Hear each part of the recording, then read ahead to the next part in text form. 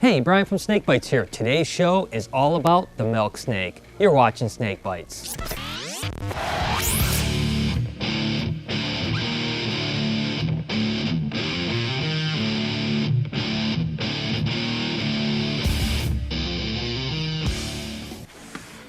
I've been keeping milk snakes since I was 17 years old. There's just something about that black, yellow, and red pattern that's always attracted them to me. As a matter of fact, it's one of my dreams to one day see these beautiful animals in the wild. They're endemic to North, Central, and Northern South America, and there's 24 species of milk snake. What I find interesting is how they got the name milk snake. Believe it or not, way back when, farmers used to think they'd crawl up to cows, attach themselves to others, and suck the milk out. Of course, we know that's not true, and milk snakes are a perfect example of mimicry. So let's go ahead and ask Dr. Bibble Babble a little more about that. Milk snakes have a striking resemblance to the venomous coral snake, and this resemblance is a great example of mimicry, known as Bostonian mimicry, likely to scare away potential predators. While both milk snakes and coral snakes possess transverse bands of red, black, and yellow, a common mnemonic can be used to properly distinguish between the deadly coral snake and the harmless milk snake. Red next to yellow is a deadly fellow, red next to black is a friend of Jack's, meaning that if the red touches yellow, it's a venomous snake, and if the red touches black, it's a harmless snake. What was the first milk snake that Brian ever owned? A. Pueblan milk snake, B. SINALOAN milk snake, or C. Honduran milk snake? Go ahead and answer down below in the comments and check back later in the show to see if you've got the correct answer. In this week's Reptile Report Spotlight, we're going to be highlighting giant pythons. Go ahead and check out the URL down below or click on the link in the description.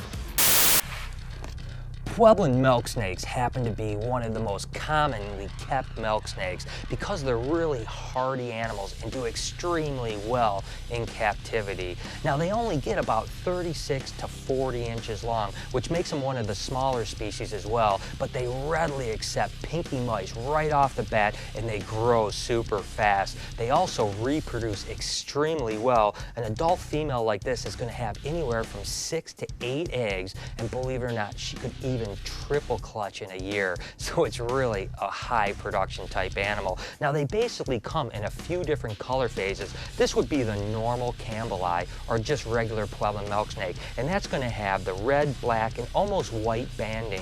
Now, there's something that's called an apricot Pueblan here that's going to have the orangish bands or an apricot color, and that's why they call them apricots. Now, there's a few polymorphic genes that people have been working on, ourselves included, such as this Oreo Pueblan, and basically it's exactly as it sounds. We're trying to reduce the red and make it a basically black and yellow snake. Now, SINALOAN milks happen to be one of the second or third most commonly kept milk snakes as well. They're much more red than, say, a Pueblan, and these are called triads right here. Basically, that red, black, and yellow is considered a triad.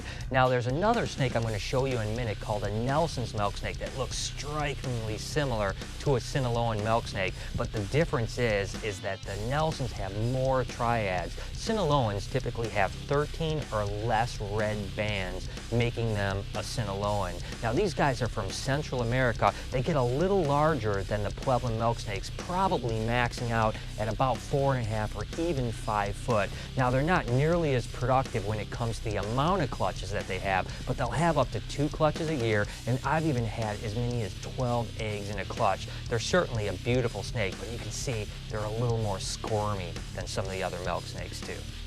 And this is a Nelson's milk snake. Again, you can see how similar they look to a SINALOAN, but if you notice, those red bands, the triads, are much more skinny. Again, these guys are going to have over 13 triads, most typically anywhere from 18 to 21. They pretty much have the exact same care as a SINALOAN, and they range in the very similar areas. As a matter of fact, a lot of people just feel that they're just the same animal, just ranging into different areas of Central America. But what's cool about the Nelsons is there's a few paint jobs that are really beautiful. The albinos were the first real albino milk snake that came onto the market, and man, did they come out huge. A guy named Doug Moody spontaneously produced an albino Nelson's milk snake, and then people stood in line to pay him $2,000 a piece for those babies. And guess what? I was one of those guys that paid the big bucks. But the good news is they're not really affordable and typically sell for under $100.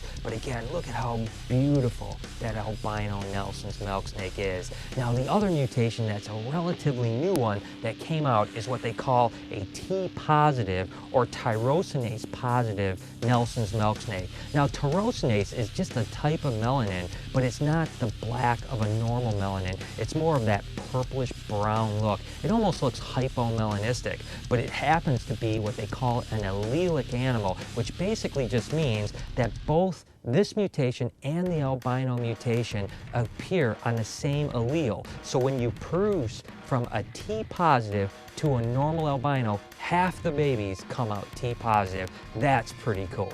Now another really cool smaller species of milk snake, but still very hardy, is the Mexican milk snake. And obviously they're from Central America, Mexico, hence the namesake. But it's kind of neat because they only stay about 20 to 24 inches, but they're still really good producers. I typically have anywhere from 6 to 9 eggs twice a year from these guys. Now the babies hatch out a little bit small, but they typically eat frozen pinkies right off the bat. In the worst case scenario, they might need lizard scenting for the first couple meals, and then they completely take off. And as you can see with these guys, they have quite a few triads, but what's neat is their head is jet black up until the first yellow triad. So they're kind of different than the Pueblans and the SINALOANs or the Nelson's milk snakes.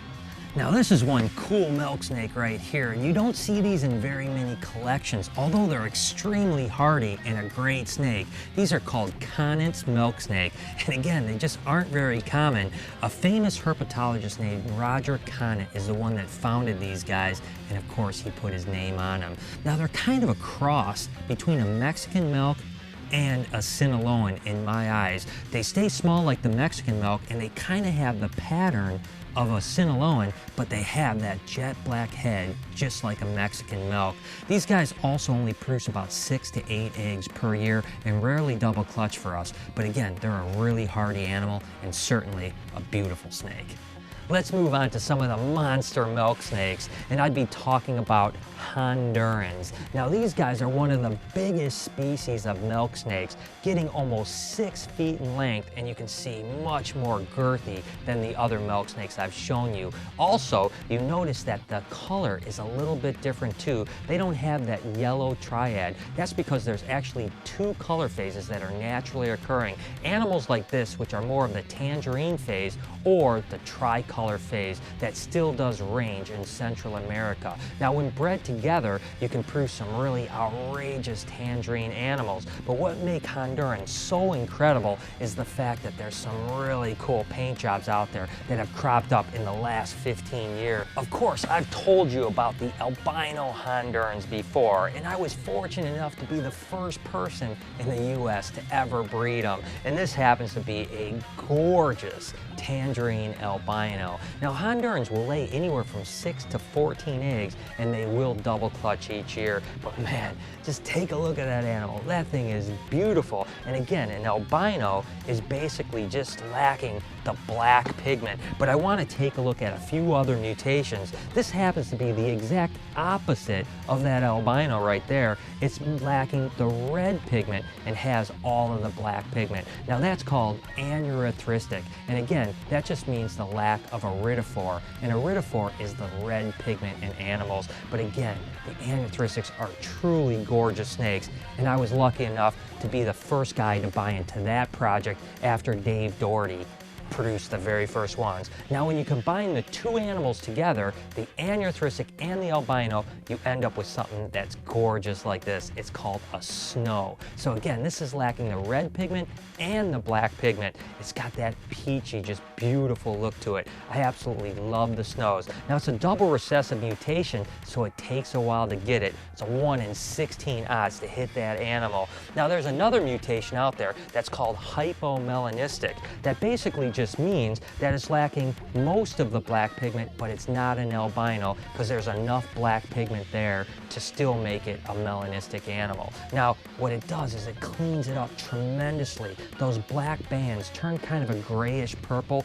and there's hardly any tipping on the animal, which makes it absolutely gorgeous. Again, this is a recessive mutation, and then when you take the anuthristic and breed it into the hypomelanistic, you get an animal like this that's called a ghost Honduran. Again, it's a double recessive mutation, so it's that 1 in 16 odds, but you'll get a hypomelanistic anuthristic, or called a ghost. I tell you what, Hondurans are unbelievably cool and colorful animals.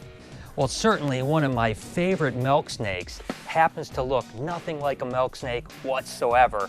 That's right, this is really, truly a milk snake, but they call him a black milk snake. And believe it or not, when they're born, they're just like the other ones I've shown you. They're red, black, and yellow triads, but as they grow, they turn jet black. And again, they're a lot like the Hondurans. They're a really big species of milk snake, getting over 6 feet in length. Now, most people think the reason that they get darker as they get older is they're actually found in higher elevations. And of course, the darker pigment is going to soak up the sun a lot more, keeping them warm and giving them an opportunity to thermal regulate. But what a gorgeous snake, isn't it? Just that glossy jet black. So if you guys are thinking about getting a cool colubrid snake, don't look over milk snakes, because as you can see, there's a variety of different sizes, colors, and cool paint jobs. I tell you what, I'm a milk snake fan, and I hope you guys are too now.